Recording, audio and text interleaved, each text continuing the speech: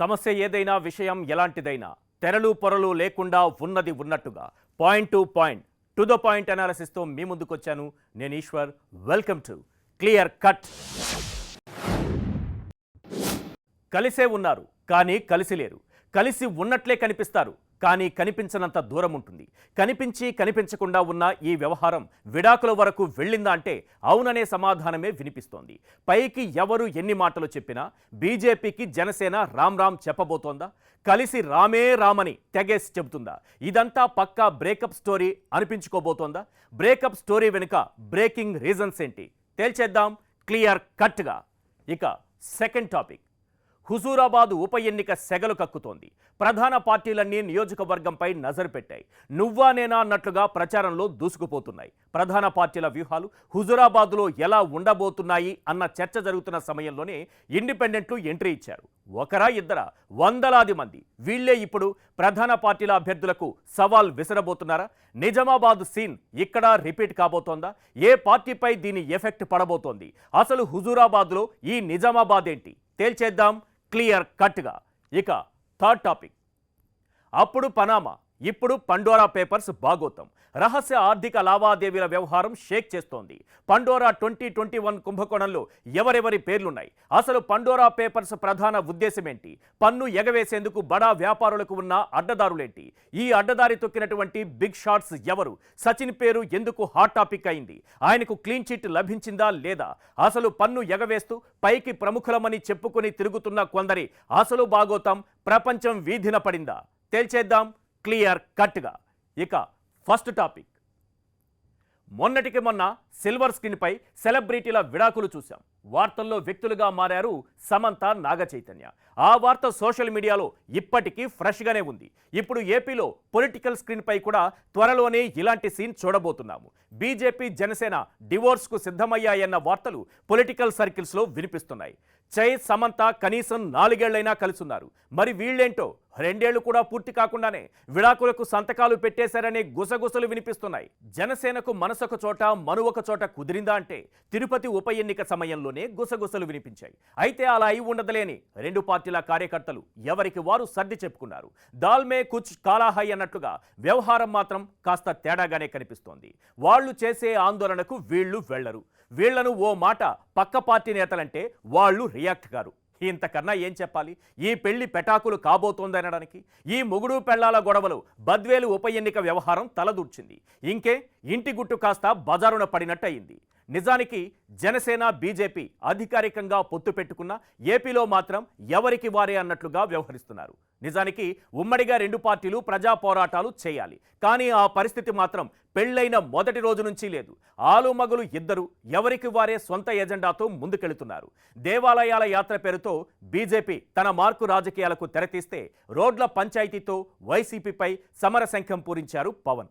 అయితే ఒక పార్టీ నిర్వహించిన కార్యక్రమంలో మరో పార్టీ నేతలు కనిపించకపోవడంతో ఇద్దరి పొత్తు బంధంపై మరిన్ని అనుమానాలు మొదలయ్యాయి. అసలు వీరికి హనీమూన్లోనే అభిప్రాయ భేదాలు ఎందుకొచ్చాయి? గ్లాసు కమలం కలిసి సాగలేమని డిసైడ్ అయ్యాయా? అన్యోన్య దాంపత్యంలో ఈ అలకలకు కారణమేంటి? ప్రజా కోర్టులో పొలిటికల్ విడాకులు తప్పదా? టీడీపీపై జనసేన మనసు పారేసుకుందా? పాత బంధం మళ్లీ పెనవేసుకోనుందా? ఇలాంటి ప్రశ్నలు చుట్టుముట్టినప్పుడే బీజేపీ జనసేన కాపురంలోకి బద్వేలు ఉప ఎన్నిక నోటిఫికేషన్ తలదూర్చింది. జనసేనతో కలిసి ఉమ్మడి అభ్యర్థిని పోటీలోకి దించుతామని బీజేపీ నేతలు ప్రకటించారు. అలా ప్రకటించిన 48 గంటల్లోనే పవన్ దిమ్మ తిరిగిపోయే షాక్ ఇచ్చారు. బద్వేలు పోటీ నుంచి తప్పుకుంటున్నట్లు ప్రకటించారు. నిజానికి పవన్ ప్రకటన చేసే వరకు ఈ విషయం బీజేపీ కూడా తెలియదట. జనసేనాని నిర్ణయంతో ఇప్పుడు బీజేపీ డైలమాలో పడినట్లయింది. జనసేన ఉప ఎన్నిక పోటీ నుంచి తప్పుకుంది సరే, ముందుగా బీజేపీకి ఈ విషయం ఎందుకు చెప్పలేదు? ఆ పార్టీతో ఎందుకు చర్చించలేదు? పోటీ నుంచి తప్పుకుంది సరే, బీజేపీ పోటీ చేస్తే మద్దతిస్తుందా? అసలు తోడు లేకుండా బీజేపీ ఒంటరిగా బయటకు వెళుతుందా? అలా వెళ్తే ఆ బంధాన్ని ఏమనాలి? పవన్ నిర్ణయం తర్వాత నెలకొన్న పరిణామాలతో కొన్ని ప్రశ్నలు వినిపిస్తున్నాయి. అవేంటో ఒక్కసారి మనం స్క్రీన్ పైన చూద్దాం. 2 ఏళ్లలోపే ఏం జరిగిందని ఈ డివోర్స్? బద్వేల్ బరి నుంచి పవన్ తప్పుకోవడానికి కారణం ఏంటి? పవన్ నిర్ణయం బీజేపీపై తన వైఖరిని స్పష్టం చేసినట్టేనా? వ్యవహారాన్ని టీడీపీ తనకు అనుకూలంగా మార్చుకోబోతోందా? బాబు పవన్ పాత బంధం మళ్లీ పెనవేసుకోనుందా? 2020 జనవరిలో మంచి ముహూర్తాన కుదిరిన పెళ్లి అంతలోనే పెటాకులు కాబోతోందా? నిజానికి కేంద్రంలో బీజేపీతో మంచి సంబంధాలే కొనసాగిస్తున్న పవన్ తిరుపతి ఉప ఎన్నిక తర్వాత రాష్ట్ర పార్టీతో అంటీ ముట్టనట్లు ఉంటున్నారు. తన మార్కు వ్యూహాలతో దూసుకెళ్లాలని ప్రయత్నాలు చేస్తున్నారే తప్ప బీజేపీని కలుపుకుని పోయేందుకు ప్రయత్నించినట్లు పెద్దగా కనిపించలేదు. ఇక ఈ మధ్య పవన్ వర్సెస్ వైసీపీ సర్కారు మధ్య జరుగుతున్న రచ్చ అంతా ఇంత కాదు.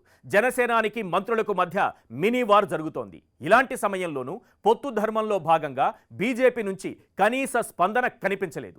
తాను ఆశించిన మద్దతు బీజేపీ నుంచి లేదని పవన్ కళ్యాణ్ ఇలాంటి నిర్ణయం తీసుకున్నారా? తెగించేసి తెగదెంపులు చేసుకునేందుకే నిర్ణయించుకున్నారా అన్న ప్రశ్నలు వినిపిస్తున్నాయి. ఇది మాత్రమే కాదు, ఏపీ రోడ్లపై జనసేన నిర్వహించిన శ్రమదానంలోనూ బీజేపీ ఎక్కడా కనిపించలేదు.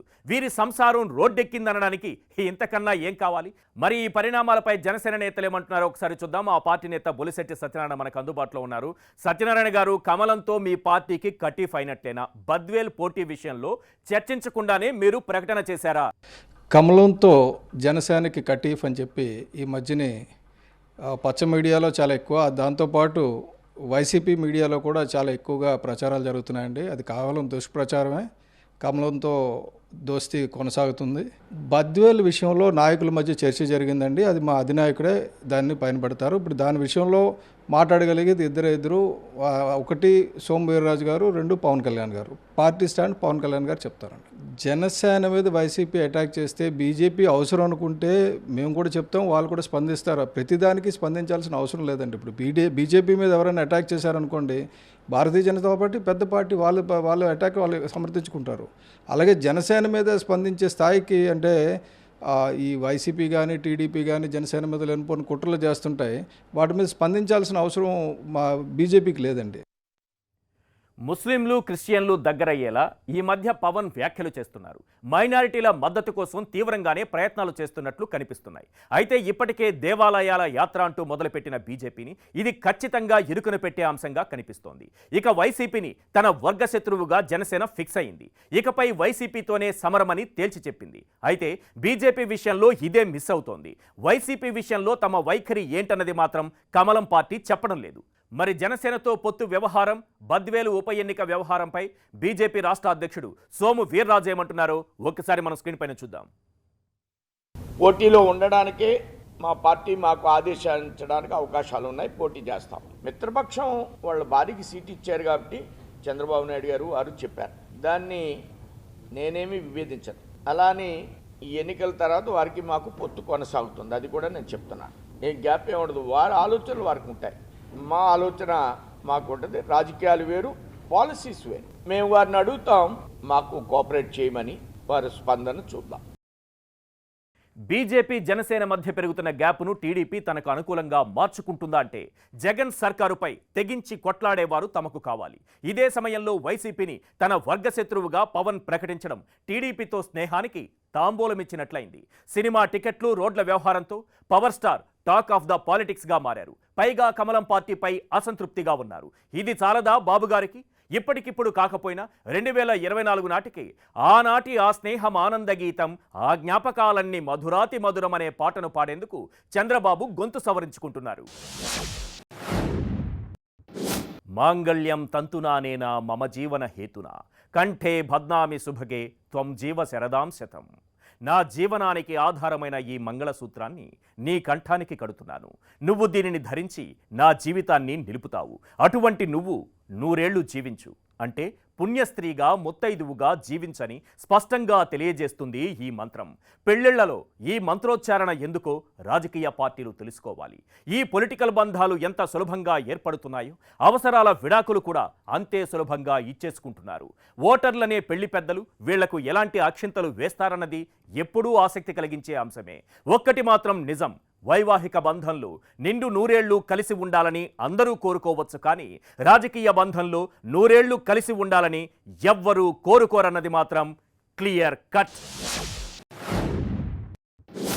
క్లియర్ కట్లో సెకండ్ టాపిక్ చూద్దాం. కళ్ళు మూసుకొని గాల్లో కత్తి తిప్పితే చుట్టూ ఉన్న వారిలో ఎవరికి కత్తి తగులుతుందో చెప్పగలమా? హుజూరాబాదులో ప్రస్తుతం అదే జరుగుతోంది. అక్కడి పరిణామాలు రోజురోజుకు ఆసక్తికరంగా మారుతున్నాయి. పోలింగ్ తేదీ సమీపిస్తున్న కొద్దీ రాజకీయం చకచకా మారిపోతోంది. ఓటరు మనసు గెలుచుకునేందుకు సరికొత్త వ్యూహాలతో అడుగులు పడుతున్నాయి. ఈటెల బర్తర్ ఆఫ్ నెక్స్ట్ డే నుంచే హుజూరాబాద్ కేంద్రంగా వ్యూహాలు రచించడం మొదలుపెట్టింది టీఆర్ఎస్. ఈ 114 రోజుల్లో 140కి పైగా సభలు సమావేశాలు నిర్వహించింది. కులాలు వర్గాల వారీగా వరుస సమావేశాలు నిర్వహించింది. ట్రబుల్ షూటర్ హరీష్ ఆధ్వర్యంలో హుజూరాబాద్లో మోహరించిన పార్టీ శ్రేణులు గెలుపు కోసం తీవ్రంగా కృషి చేస్తున్నాయి. ఇక బీజేపీ కూడా తగ్గేదే లే అంటోంది. సానుభూతి అస్త్రంగా నియోజకవర్గ జనాలను కలుసుకునేందుకు ఈటల ఇప్పటికే పాదయాత్ర చేశారు. కమలం పార్టీ బైపోల్ను ప్రతిష్టాత్మకంగా తీసుకుంది. ఇంటింటి ప్రచారం నిర్వహిస్తూ దూసుకుపోతోంది. పార్టీ రాష్ట్ర అధ్యక్షుడు బండి సంజయ్ ఒక దశ పాదయాత్ర కూడా చేసొచ్చారు. ఇక కాంగ్రెస్ కూడా ఈ నెల 8 నుంచి పెద్ద ఎత్తున ప్రచారానికి శ్రీకారం చుట్టింది. 20 మంది స్టార్ క్యాంపెయినర్లను దించబోతోంది. టీపీసీసీ చీఫ్ రేవంత్ వారం రోజులు నియోజకవర్గంలోనే మకాం వేయబోతున్నారు. జాతీయ స్థాయి నేతలను కూడా రంగంలోకి దింపే ప్రయత్నాలు చేస్తున్నారు. దీంతో రాజకీయం మరింత వేడి మీద కనిపిస్తోంది. ఇలాంటి పరిణామాల మధ్య ఇప్పుడు ప్రధాన పార్టీల అభ్యర్థులకు ఇండిపెండెంట్లు కొత్త సవాల్ విసురుతున్నారు. నిజామాబాద్లో జరిగిన సీనే ఇక్కడ రిపీట్ అయ్యే పరిస్థితులు కనిపిస్తున్నాయి. ప్రభుత్వాలపై నిరసన వ్యక్తం చేయడానికి ఎన్నికల్లో పోటీ చేయడం అనే కొత్త పద్ధతి ఇప్పుడు ట్రెండ్ అవుతోంది. ఇప్పుడు హుజూరాబాద్లోనూ నిరుద్యోగులు చిరుద్యోగులు అంతా కలిపి 1000 మంది వరకు నామినేషన్ వేసేందుకు సిద్ధమైనట్లుగా తెలుస్తోంది. నిరుద్యోగులతో వైఎస్ఆర్ తెలంగాణ పార్టీ నామినేషన్లు వేయించాలని నిర్ణయించింది. ఇందుకోసం ప్రత్యేకంగా ఓ టీమును కూడా నియమించింది. 200 మంది నిరుద్యోగులు బరిలో ఉంటారని, వారందరికీ తాము సాయం చేస్తామని ఆ పార్టీ ప్రకటించింది. ఇక ప్రభుత్వం తమ డిమాండ్లు నెరవేర్చడం లేదన్న కారణంతో 1000 మంది వరకు ఫీల్డ్ అసిస్టెంట్లు నామినేషన్లు వేస్తామని ప్రకటించారు. ప్రతి అభ్యర్థి నామినేషన్ దాఖలు చేసేందుకు కనీసం 10,000 ధరావతు, అభ్యర్థికి మద్దతిస్తూ స్థానికంగా 10 మంది సంతకాలు చేయాలి. వీరిలో ఎంతమంది ఆ నిబంధనల ప్రకారం నామినేషన్లు వేస్తారో కానీ అభ్యర్థులు మాత్రం ఎక్కువ సంఖ్యలోనే ఉండే అవకాశం కనిపిస్తోంది. గత లోక్సభ ఎన్నికల్లో నిజామాబాద్లో రైతులు ఎన్నికల్లో పోటీ చేసి నిరసన తెలిపారు. రైతులు వారి ప్రతినిధులే 236 మంది పోటీకి దిగారు. దీంతో దేశం మొత్తం నిజామాబాద్ అంశం చర్చకొచ్చింది. అయితే మరిప్పుడు నిజామాబాద్ పరిణామమే రిపీట్ అయ్యేలా కనిపిస్తోంది. కానీ రిజల్ట్ అలానే ఉంటుందని మాత్రం చెప్పలేం. 1000 మందికి పైగా అభ్యర్థులు బరిలో నిలుస్తున్నారంటే అది దేశవ్యాప్తంగా హాట్ టాపిక్ అయ్యే అవకాశాలు మాత్రం ఉన్నాయి. ఈ పరిణామాలతో కొన్ని ప్రశ్నలు వినిపిస్తున్నాయి. అవేంటో ఒక్కసారి మనం చూద్దాం. హుజూరాబాద్లో ఈ నిజామాబాద్ ఏంటి? వందలాది ఇండిపెండెంట్లు ఎవరికి నష్టం చేయబోతున్నారు? నామినేషన్లపై ఏ పార్టీ అంచనాలు ఎలా ఉన్నాయి? కాంగ్రెస్ అభ్యర్థి విషయంలో జరుగుతున్నటువంటి రచ్చ ఏంటి? హుజూరాబాద్లో పొలిటికల్ గేమ్ ఎలాంటి మలుపు తీసుకోబోతోంది? నిరుద్యోగులను బరిలో దింపి ప్రభుత్వంపై నిరసన వ్యక్తం చేసి యూత్కు దగ్గర కావాలని షర్మిల పార్టీ ఎత్తుగడగా కనిపిస్తోంది. వందలాది మంది నిరుద్యోగులను సిద్ధం చేసింది ఆ పార్టీ. జంబో నామినేషన్లతో టీఆర్ఎస్ను దెబ్బతీయాలని షర్మిల వ్యూహం. అయితే జంబో నామినేషన్లు ఏ పార్టీ మీద ప్రభావం చూపిస్తాయన్నదే అసలు చర్చ. టీఆర్ఎస్ మీదే ఎక్కువ ఎఫెక్ట్ పడే ఛాన్స్ ఉందన్న అంచనాలు వినిపిస్తుంటే కారు పార్టీ నేతలు మాత్రం దాన్ని తిప్పికొడుతున్నారు. హుజూరాబాద్లో నిజామాబాద్ ఉన్న నిజామాబాద్ రిజల్ట్ మాత్రం ఇక్కడ ఉండదు అన్నది వారి ధీమా. నిజానికి కళ్ళు మూసుకుని గాల్లో కత్తి తిప్పితే చుట్టూ ఉన్న వారిలో అది ఎవరికైనా తగలవచ్చు. ఖచ్చితంగా వీరికే తగులుతుందని చెప్పలేం. రాజకీయ నాయకులు తప్పనిసరిగా తెలుసుకోవలసిన విషయం ఇది. మరి ఈ పరిణామాలపై టీఆర్ఎస్ నేత శ్రీధర్ రెడ్డి ఏమంటున్నారో ఒక్కసారి స్క్రీన్ పైన చూద్దాం. 1000 మంది నామినేషన్లు వేసినా ఏదేసినా ఇక్కడ 1000 మంది సాదండి. ఈ 2,30,000 ఓటర్లలో 50,000కు పై ఉన్నటువంటి కుటుంబాలలో ప్రతి ఇంట్లో టీఆర్ఎస్ పార్టీ కార్యకర్త ఉన్నాడు. ప్రతి కుటుంబం టీఆర్ఎస్ పార్టీకి అనుకూలంగా ఉన్నది. మిషన్ భగీరథకి ఎంత ఖర్చు పెట్టినాం, రైతు బంధుకి ఎంత ఖర్చు పెట్టినాం, రైతు బీమాకి ఎంత ఖర్చు పెట్టినాం, కళ్యాణ్ లక్ష్మికి ఎంత ఖర్చు పెట్టినాం, షాదీ ముబారక్ ఎంత ఖర్చు పెట్టినాం. 24 అవర్స్ పవర్ వస్తూ ఉంటే ఎంత మేరకు బ్రహ్మాండంగా ఈ ప్రభుత్వం ఇస్తూ ఉంటే వాళ్ళకు కొత్త అవకాశాలు వచ్చినాయి. చివరి గింజ వరకు కూడా పండిన ధాన్యాన్ని కొన్ని డబ్బులు ఇస్తే ఈ ప్రభుత్వం ఎంత బాగా చేస్తుందని ప్రతి రైతుకు తెలుసు, ప్రతి మహిళకు తెలుసు, ప్రతి మత్స్యకారుడికి తెలుసు, ప్రతి గొర్రెల పెంపేటటువంటి యొక్క వీళ్ళకి తెలుసు. కాబట్టి వీళ్ళేదో ఊపితో కాలనండి మేము. ఇక ఈ స్థాయిలో నామినేషన్లు దాఖలైతే తమ పార్టీకి లాభమని బీజేపీ నేతలు అంటున్నారు. నిజంగా అంతమంది నిరుద్యోగులు నామినేషన్లు వేస్తే యూత్ ఓటు చీలిపోదా? అదే జరిగితే బీజేపీ కాంగ్రెస్కు సమస్య కాదా? నామినేషన్ వేస్తున్న అభ్యర్థుల్లో సీరియస్నెస్ ఎంత? వారి ఓటైనా వారికి వేసుకుంటారా? కుటుంబ సభ్యులైనా వేస్తారా? సీరియస్గా తీసుకుని ఓట్లు కొల్లగొడితే ఎవరికి నష్టం? వీటన్నింటికి లెక్కలేసి మరీ సమాధానం చెప్పడం అంటే ఇప్పుడే వెంకట్రామ అండుకో ఎక్కాల బుక్కు కొన్న సెఫాలజిస్ట్ను అడిగినట్లుగా ఉంటుంది. ఆయన ఎక్కాలు నేర్చుకునేది ఎప్పుడు? మనకు లెక్కేసి చెప్పేది ఎప్పుడు? ఈ రచ్చంతా ఇలా ఉంటే కాంగ్రెస్ అభ్యర్థి విషయంలో మరో చర్చ మొదలైంది.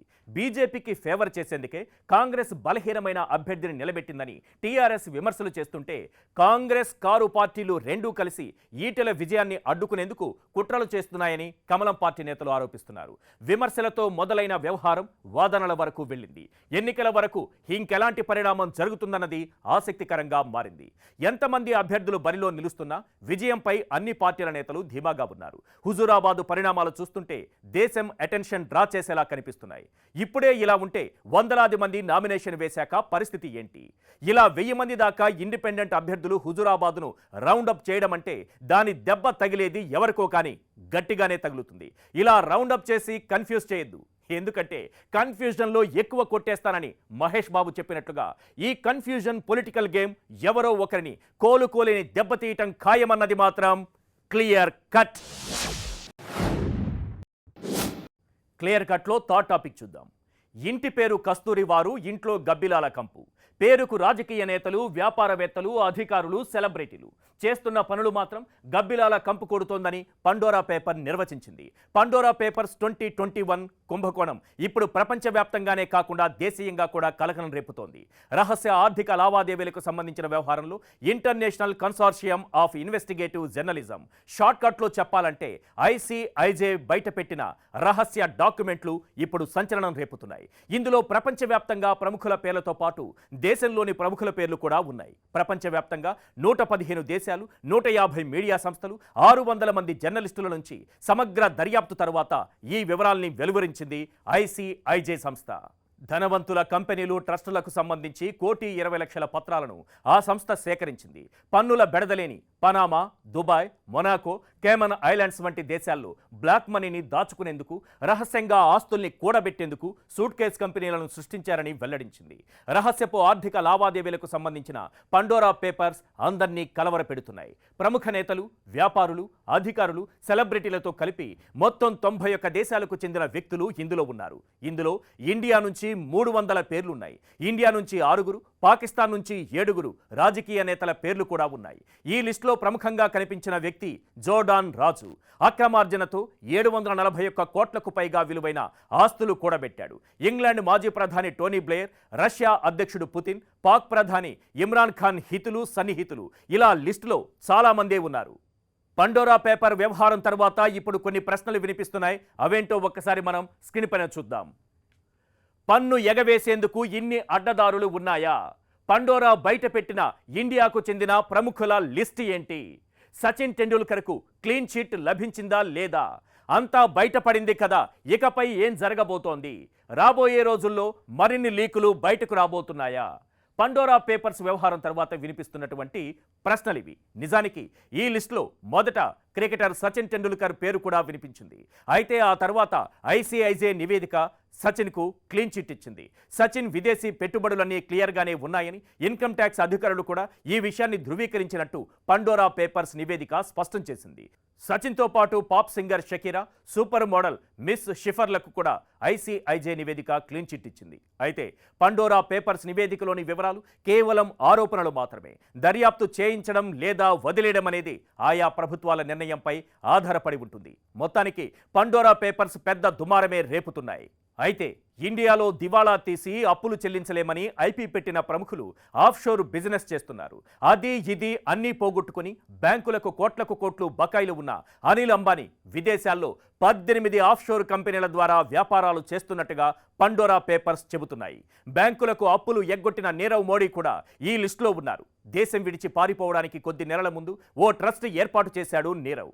ఈ పరిణామాలన్నీ గమనిస్తే సంథింగ్ ఈజ్ ఫిషీ అనిపించడం ఖాయం. భారత్ నుంచి లిస్టులో ఉన్న వారి వారిలో అత్యధిక మంది సిబిఐ, ఈడీ కేసులు, ఆర్థిక నేరాల కేసుల్లో ఉన్నవారేనని తెలుస్తోంది. వీరిలో వ్యాపార దిగ్గజాలు, రాజకీయ నాయకులే ఎక్కువ మంది ఉన్నారు. అక్రమంగా సంపాదించిన సొమ్మును పన్ను ఎగవేత దేశాల్లో అత్యంత సంక్లిష్టమైన ట్రస్టులు, కంపెనీల్లో దాచుకుంటున్నారని చెప్పడమే పండోరా పేపర్స్ లీకుల ఉద్దేశం. ఆ ట్రస్టులు, కంపెనీల అసలు యజమానులు ఎవరో తెలుసుకోవడం దర్యాప్తు సంస్థలకు సాధ్యం కాదట. సంక్లిష్టంగా ఆఫ్షోర్ కంపెనీలు, ట్రస్టుల నిర్మాణం ఉంటుందని, వారి అక్రమ సంపాదన సురక్షితంగా ఉంటుందని అంటున్నారు. రాజకీయ నేతల ప్రమేయం ఎక్కువగా ఉండటంతో ఇలా బయటకు వస్తున్న పేపర్లపై ప్రభుత్వాలు దర్యాప్తు చేయించడం లేదు. ఇలాంటి దొంగల బాగోతాలు బయటపెట్టే పత్రాలు రావడం ఇదే మొదటిసారి కాదు. 2016లో పన్ను ఎగవేతే లక్ష్యంగా వ్యక్తులు విదేశాల్లో ఏర్పాటు చేసిన కంపెనీల గురించి పనామా పేపర్లు బహిర్గతం చేస్తే, కార్పొరేట్ సంస్థలు సృష్టించిన దొంగ కంపెనీల బాగోతం 2017లో పారడైజ్ పేపర్లలో బయటపడింది. ఆ తర్వాత డొల్ల కంపెనీల ఏర్పాటును అడ్డుకునేలా కొన్ని దేశాలు నిబంధనల్ని కఠినతరం చేశాయి. ఆ తర్వాత ట్రస్టుల రూపంలో ఎలా పన్ను ఎగవేత జరుగుతోందన్నది ఇప్పుడు పండోరా పేపర్స్ బయటపెట్టింది. ఈ పరిణామాలపై సీనియర్ బిజినెస్ అనలిస్ట్ పాపారావు ఏమంటున్నారో ఒకసారి చూద్దాం. పనామా పేపర్స్ బయటకు వచ్చినా ఈ దేశంలో కానీ నవాజ్ షరీఫ్ పేరు పాకిస్తాన్లో బయటకు వచ్చింది, కానీ ఆయనకు కూడా పెద్ద ఎత్తున శిక్ష పడ్డటువంటి వాతావరణం ఏం లేదు. ప్రపంచంలో ఒకళ్ళకి సరైన శిక్ష పడింది పనామా పేపర్స్లో ఆ రోజు పేర్లు బయటపడ్డ వాళ్ళకనే దాఖలాలే లేవు. కాబట్టి ఈరోజు పాండరాస్ పేపర్స్లో కూడా పెద్ద మనుషులకు పోయేది ఏమీ ఉండదనేది. కాకపోతే 117 దేశాలకు చెందిన 600 జర్నలిస్టుల కృషి అక్కడ గొప్పదంటే, ప్రజలు అమాయకంగా ఉండకుండా రాజకీయాల్లో జరుగుతున్న మోసాన్ని, నిత్యం జరుగుతున్న దగాని, పెద్ద మనుషుల్లాగా నటిస్తా రాజకీయ నాయకులు ప్రజల కోసమే బతుకుతున్నామని చెప్పే రాజకీయ నాయకుల గుట్టును కడగటానికి ఇది చాలా పెద్ద ఎత్తున సహకరిస్తుంది. కాబట్టి ఆ మేరకు దీన్ని ఖచ్చితంగా చూడాల్సిందే తప్పితే వీళ్ళందరికీ శిక్షలు పడతాయి, వీళ్ళందరినీ పట్టుకోగలం అనుకునేది ఇప్పటికిప్పుడు జరగదు, కానీ ముందు జరుగుతుంది. లక్షల కోట్లకు సున్నాలే అని ఉంటే డబ్బెంత ఉండాలి? ఏం చేసుకుంటారా డబ్బంతా? ఓ సినిమాలో హీరో నాని చెప్పే డైలాగ్ ఇది. అయితే ఇప్పుడు బయటపడుతున్న వ్యవహారాలతో మొదలైన ప్రశ్న కూడా ఇదే. మొన్న పనామా, నిన్న పారడైజ్, ఇప్పుడు పండోరా. పేపర్లకు పేరు మారుతోందే తప్ప ఆరోపణలపై విచారణ జరగడం లేదు. అయితే ప్రభుత్వాలు ముందుకొచ్చి ఆరోపణలపై విచారణ చేపట్టినప్పుడే అసలు విషయాలు వెలుగులోకి వచ్చి మార్పు మొదలవుతుంది. వ్యాపారాన్ని కూడా ధర్మంగా చేయమని హిందూ ధర్మం చెబితే, ధర్మాన్ని కూడా వ్యాపారంలా చేయమని విదేశీ సంస్థలు చెబుతాయి. దాన్నే మన వ్యాపారవేత్తలు, ప్రముఖులు ఆచరిస్తున్నారన్నది మాత్రం క్లియర్ కట్.